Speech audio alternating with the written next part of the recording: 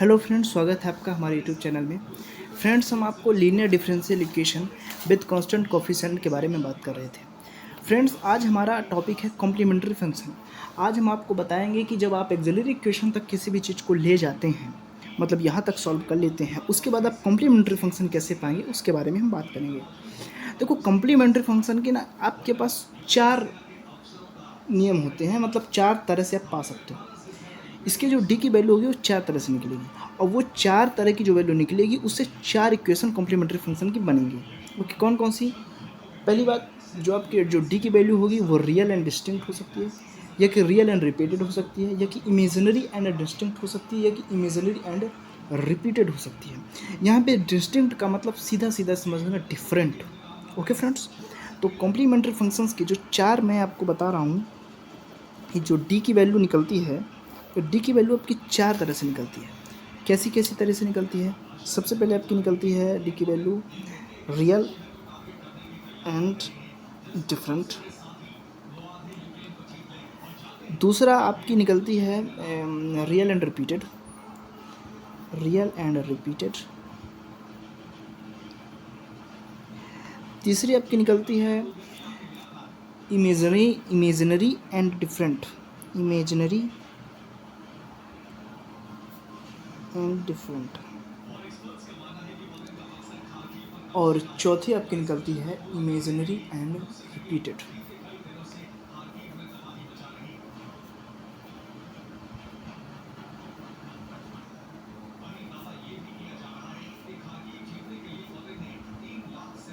तो 4 तरह से आपकी वैल्यू निकल सकती है: real and different, real and repeated, imaginary and different, imaginary and repeated. अब ये जो 4 वैल्यू आपकी डी की निकलती है, इसमें से आपके 4 इक्वेशन बनेंगे। ये चारों इक्वेशन के बारे में हम अच्छी तरह से डिस्कशन करेंगे। ओके फ्रेंड्स, तो ये जो चारों वैल्यू से 4 इक्वेशन बनेंगे, उनकी इक्वेशन की मैं एक इक्वेशन और एक एग्जाम्पल के साथ आगे बढ़ते हैं। ओके फ्रेंड्स, सबसे पहले हम टाइप 1 की बात करते हैं। टाइप 1 की बात करते हैं। टाइप 1 में friends real and different root के बारे में बात करते हैं। Real and different root.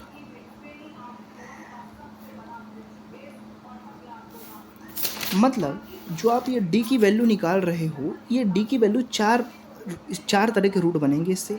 अब हम इन चारों रूटों की अलग अलग जो वो होंगे, मैं उनसे इक्वेशन बनाने वाला हूँ। ओके फ्रेंड्स, तो ये जो पहला है रियल एंड डिफरेंट रूट, इसके बारे में हम बात करते हैं। तो रियल एंड डिफरेंट रूट में सबसे पहले इसकी जो इक्वेशन होगी, यदि मान लो आपने कोई भी एक्सिलरी इक्वेशन को सॉल्व किया, जो डी की वैल्यू निकल के आई वो रियल एंड डिफरेंट निकल के आई। ओके, तो वो जो इक्वेशन आपका बनेगा, ये इक्वेशन जो बनेगा वो बनेगा C1E M1x, okay, plus C2E M2x, okay, plus C3E M3x, plus C4E M4x। जो M1 M2 M3 M4 होती है ना भाई, यहीं पे आप डी की वैल्यू जो निकालोगे डिफरेंट, मान के चलो कि अपने डी को सॉल्व किया और वैल्यू निकल कर आई 1 2 3 4, इतना वैल्यू निकल कर आई। तो अब ये जो वैल्यू है, तो M1 की जगह 1, M2 की जगह 2, M3 की जगह 3, M4 की जगह 4 लिख देंगे, आपका y निकल कर आ जाएगा। ये जो y मैंने निकाला है ना, ये आपका CF है, यही है CF। ओके, तो CF जो हो जाएगा, मैं मान के चलो मैंने कोई एक्सिलरी इक्वेशन थी, मैंने उसको सॉल्व किया और उसकी ये रियल एंड डिफरेंट रूट निकाल कर 1 2 3 4। मैंने 1 की जगह M1 और M2 की जगह 2, M3 की जगह 3, M4 की जगह 4 रख दिया। ओके, तो C1 e की power x plus C2 e की power 2x plus C3 e की power 3x plus C4 e की पावर 4x, हमने इसको सॉल्व कर दिया। यही है आपका complementary function. Okay friends, type 1 की बात हो गई। अब टाइप 2 की बात करते हैं। टाइप 2 में real and repeated. Type 2 real and repeated. यदि इस तरह का रूल हो तो क्या करेंगे?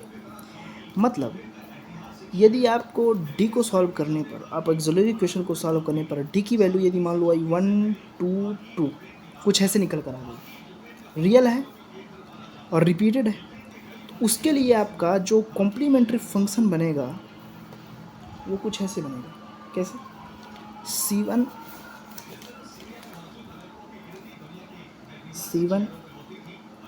e की power 1x plus C2 e की power 2x plus C3x plus C4 e की पावर 3x, कुछ ऐसा।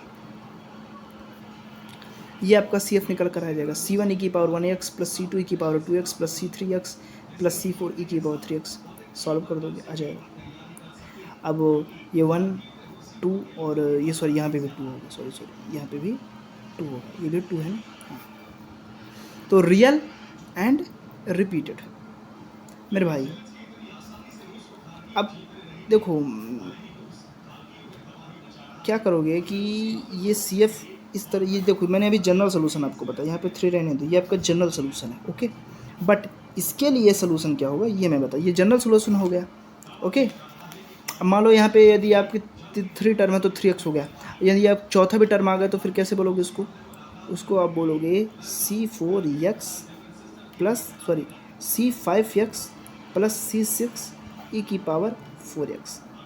तो जनरल सोल्यूशन हो गया।